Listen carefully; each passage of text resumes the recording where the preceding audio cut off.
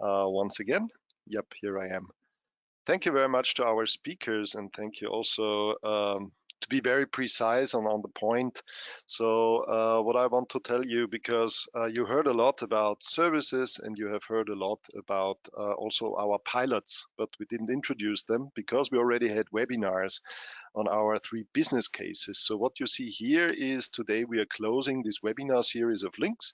It's the 4th webinar, but if you're interested in digging deeper into the topic of Lynx and into the business cases, so to see what have we done with these services, how have we combined them into real-world use cases, just go to our YouTube channel and have a look at the 3 business cases on top of the Lynx legal knowledge graph.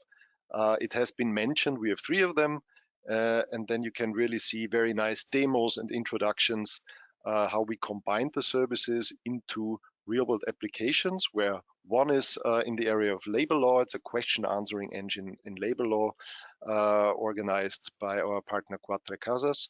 The second one is about contract analysis and management. This is by Cybly. So Christian, you saw Christian before. So Christian implemented also a use case in that area.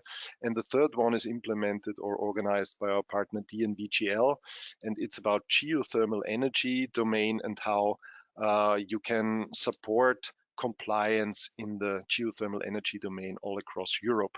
So this can be very interesting to combine the dots that you have seen today, because today we were very technical and on the point on the services.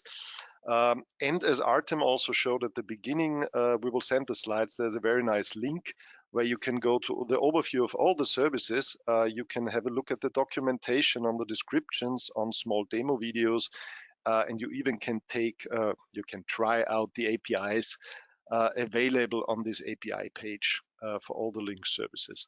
So I would recommend to go into this direction. Before we go into the question and answering session, also one remark, because we had it before. So in principle, you have seen we're working in 4 languages and we are working in the legal domain.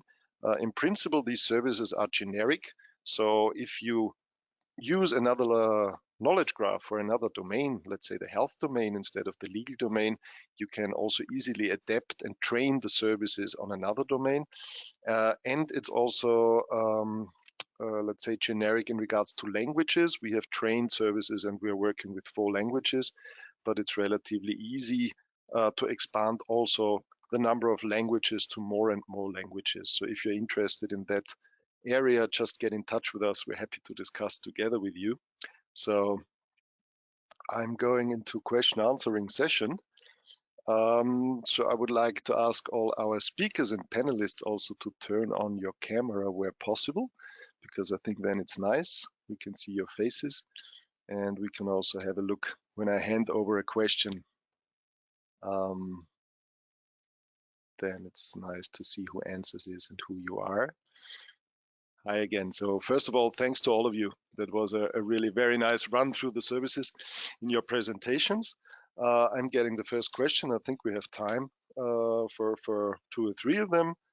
And one is relatively clear. It says here, it's a question to Ilan from KDictionary. It says, okay, how many languages or what resources has KDictionaries in place beside the ones that you have mentioned? So if somebody is interested in more resources, can KDictionary provide these? No, we cannot hear you. Oh, I cannot hear you. Sorry. Yeah. Yes, indeed. Our company is from the old world, as the name shows, KDictionaries. That is a bit anachronistic now in this century. But basically what we do is develop language resources for different languages. We cover about 50 languages. We have resources for nearly all the EU official languages. Maybe it's interesting to mention that the 4 languages we are dealing with were selected particularly for the 3 use cases that Martin has just mentioned.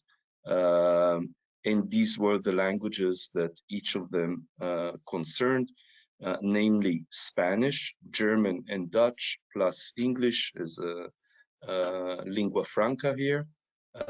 So yes, we have resources for more languages. What we do is we go and dig in to try to map the DNA of each language.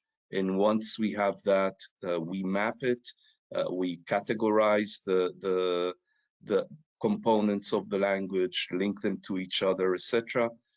Once we have that monolingual dimension, we can link it to other languages and create a certain cross-lingual network with that. Thank you very much, Ilan. Very good explanation of what is there. If you're interested to learn more about, I guess the easiest way to get in touch directly with Ilan and KDictionary. A second question, this one is for Maria. It's about Timex. The question is very technical. It says, why are you not using, or are you using deep learning?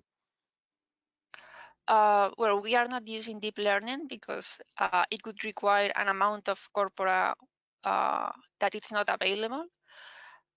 In English, there are some corpora available, but not big enough and not in the legal domain specifically, so it's not useful.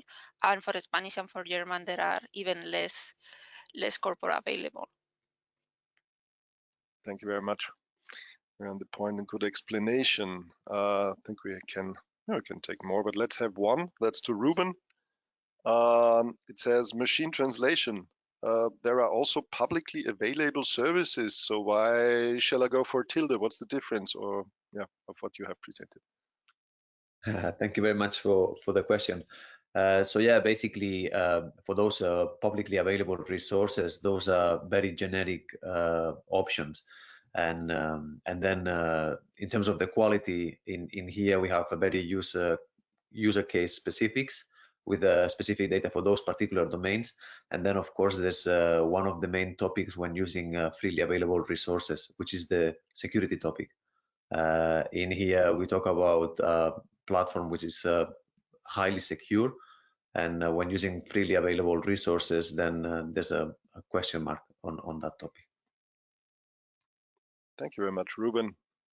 Good. If you have any questions, we see we have lots of people here in the webinar. Just drop them into the chat. For the moment, we don't see them. Otherwise, in the meantime, it's relatively easy. So maybe my reminder, this webinar is recorded. We provide recording. We provide the slides in the coming days.